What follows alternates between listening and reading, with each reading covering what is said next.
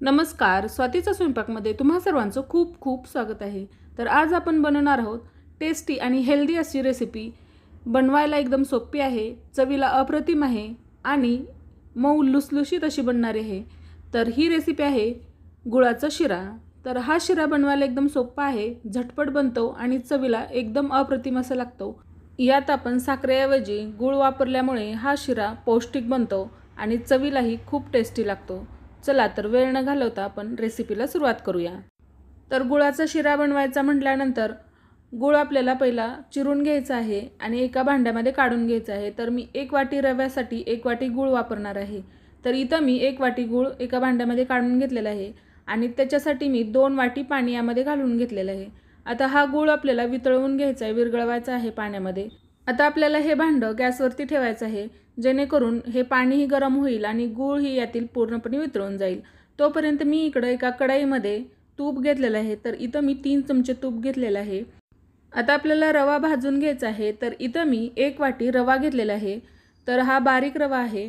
आता तुम्ही इथं मोठाही रवा घेऊ शकता, मी बारीक रवा घेतलेला आहे। तर या तुपामध्ये मी रवा घातलेला आहे आणि गॅसची फ्लेम मीडियम टू लो करत आपण हा रवा छान असा भाजून घेणार आहोत।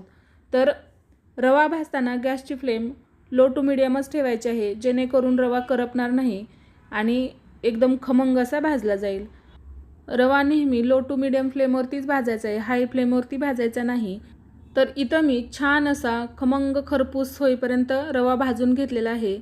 तुम्ही इथे बघू शकता, थोडासा कलर चेंज होईपर्यंत भाजायचा आहे, एकदम जास्त तांबूसही करायचं नाही किंवा जास्त पांढराही ठेवायचा नाही।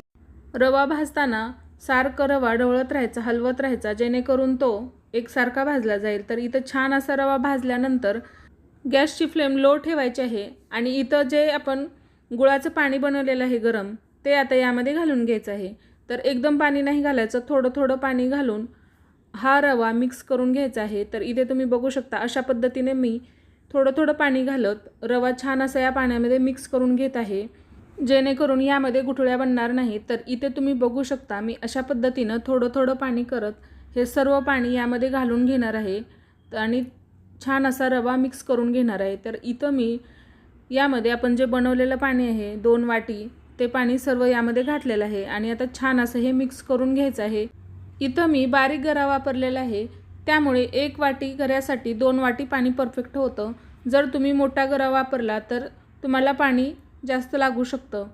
तर इथं मी छान असा हा गरा मिक्स करून घेतलेला आहे गुळाच्या पाण्यामध्ये। आता यामध्ये मी 2 चमचे तूप घालून घेणार आहे आणि परत एकदा छान असं मिक्स करून यावरती आपण झाकण ठेवून घ्यायचं आहे। एक 4 ते 5 मिनिटं लो फ्लेमवरती हे झाकण ठेवून छान असा शिरा वाफवून घ्यायचा आहे। तर इथे मी झाकण ठेवून घेते आणि 4 ते 5 मिनिटानंतर आपण ओपन करून छान असा हा मिक्स करून घ्यायचा आहे। तर इथे तुम्ही बघू शकता, मस्त असा मऊ लुसलुशीत शिरा बनलेला आहे। तर आता एकदा मिक्स करून घेऊया आणि आता यामध्ये मी वेलची पावडर घालणार आहे। तर इथं मी पाव चमचा वेलची पावडर घातलेली आहे। तुम्ही यासोबत जायफळची पावडरसुद्धा घालू शकता आणि यासोबतच काजू आणि बदामाचे काप घातलेले आहेत। तर आता हे एकदा मिक्स करून घेऊया आणि इथं आपला हा मऊ लुसलुशीत आणि पौष्टिक असा गुळाचा शिरा तयार झालेला आहे। तुम्ही ही नक्की ट्राय करा। ही रेसिपी आवडली तर लाईक, शेअर आणि सबस्क्राईब करा। सोबतच बेल बटन दाबायलाही विसरू नका। रेसिपी पाहिल्याबद्दल धन्यवाद।